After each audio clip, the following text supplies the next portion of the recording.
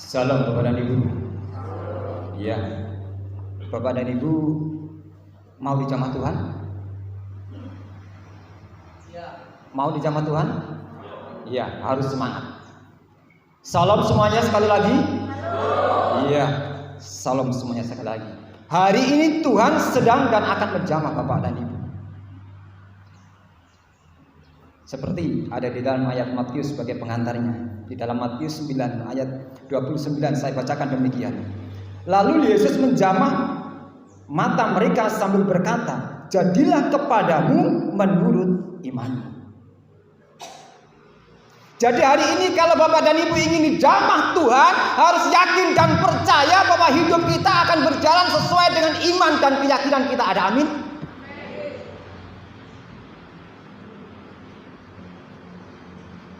Jangan berpikir, oh hidup nanti ini sedih. Jangan berpikir, oh nanti saya akan menderita. Jangan. Karena hari ini Tuhan sedang menjamah saudara dan saya.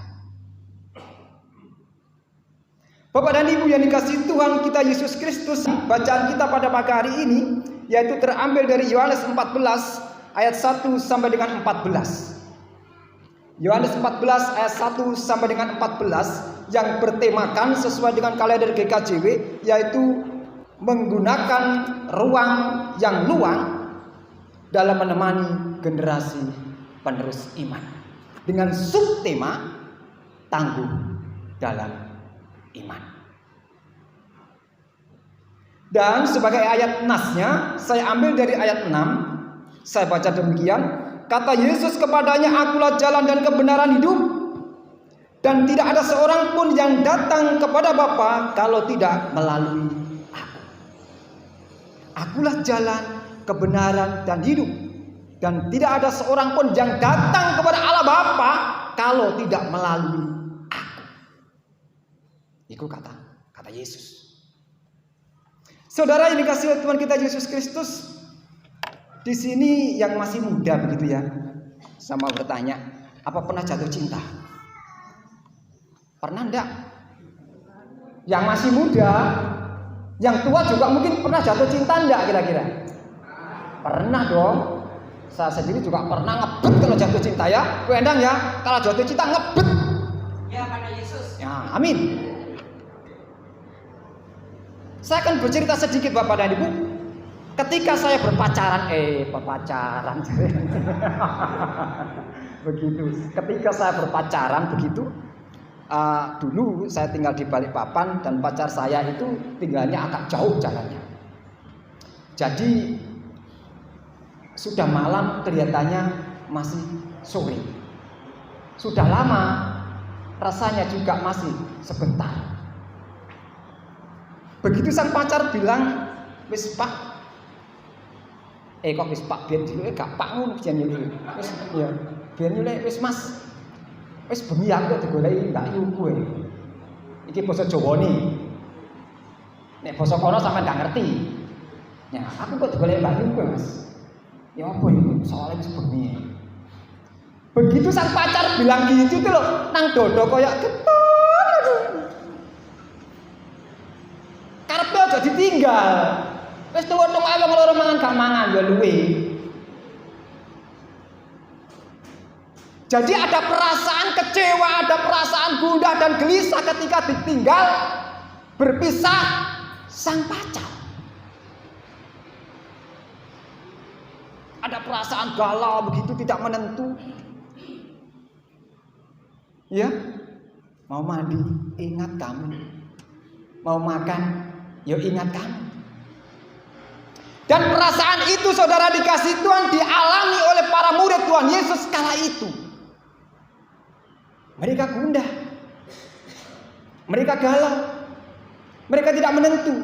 Karena mendengar bahwa Tuhan Yesus akan meninggalkan mangkat ke surga. Tuhan Yesus akan pergi. Tidak tahu kalau Tuhan Yesus pergi akan menyiapkan tempat bagi para murid. Para murid tidak tahu itu. Akan tetapi para murid merasa hidupnya hampa. Hidupnya gelisah. Tidak menentu. Bukan Tuhan kalau dia tahu perasaan para muridnya. Tuhan tahu perasaan yang dialami para muridnya. Tuhan berkata, jangan gelisah hati. Saya pergi menyediakan tempat bagimu.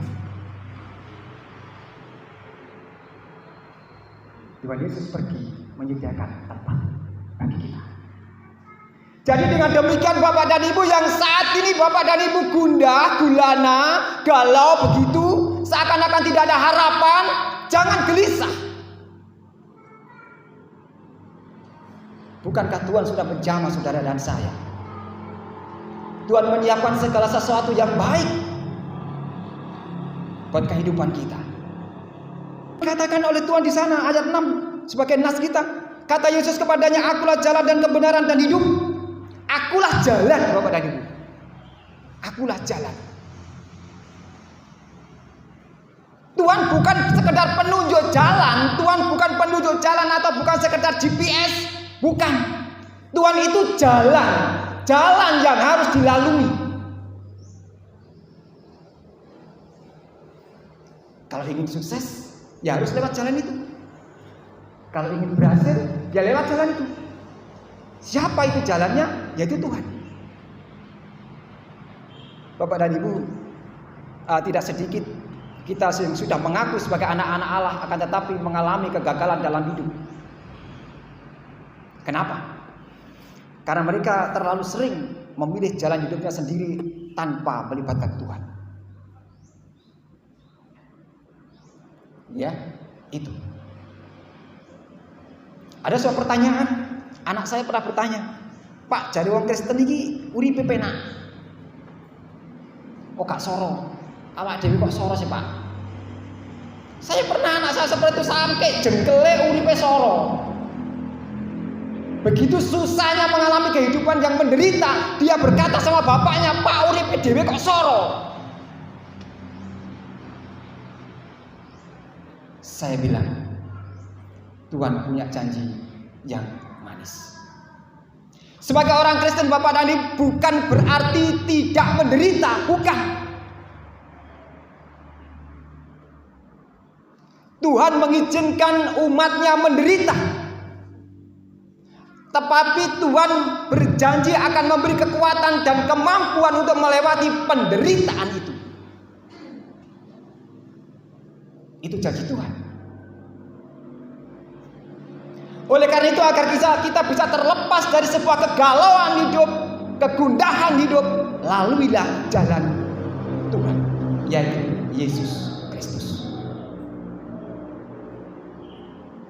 Usaha Bapak dan Ibu ingin berhasil, segala rencana program Bapak dan Ibu ingin sukses, lalui jalan Yesus. Tapi kalau sedikit ada penderitaan, bahkan mungkin kesandung batu-batu kerikil, itu wajar, manusiawi. Yang penting iman kita tetap teguh bahwa Yesus jalan kehidupan kita. Yesus bukan sekedar memberi hidup kepada Bapak dan Ibu, akan tetapi Yesus itu adalah hidup dan kehidupan kita yang tidak bisa kita lepaskan kalau kita ingin menikmati hidup yang sejati. Paling-paling Bapak dan Ibu juga bertanya, alah Darmaji iki ngerti apa? Penggawean yo ngono kuwi. Tapi hidup ini proses, Saudara. Hidup ini proses, tidak ujuk-ujuk enak gitu enggak. Semua mengalami proses.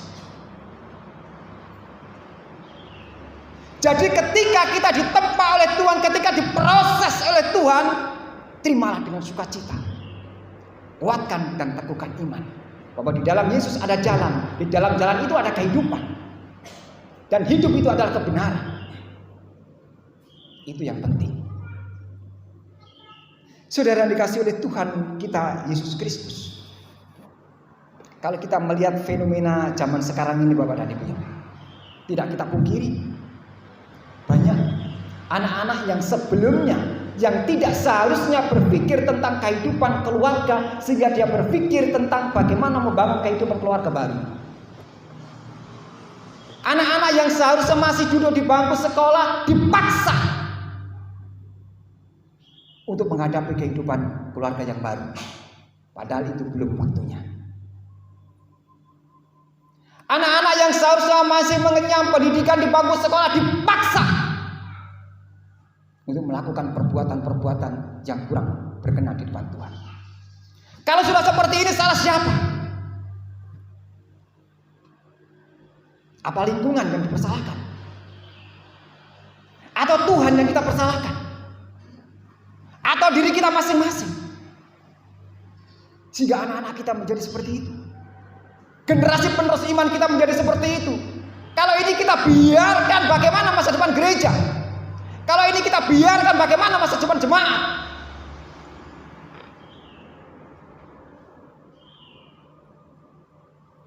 Oleh karena itu, sesuai dengan tema kita, jadilah kita sebagai orang-orang yang tangguh dalam iman dan mampu menjadi contoh dan teladan bagi generasi penerus iman.